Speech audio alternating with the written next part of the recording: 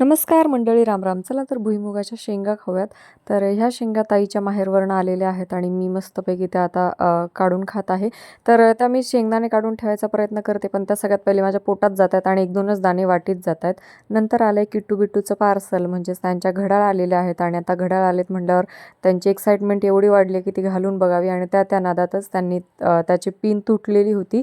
तर तशीच वापरतो असं त्यांचा हट्ट चालू आहे, पण आम्ही ती रिटर्न केली. आणि बिट्टूला संबंध नसताना सुद्धा घड्याळ मिळतंय, कारण ती by one get one free होती.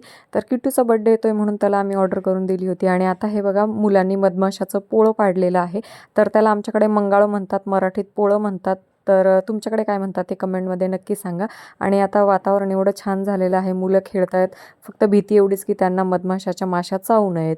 आणि हे बघा, आता टी व्ही बघण्याचा नवीन स्टाईल की बघता बघता तिथे झोपून जावं.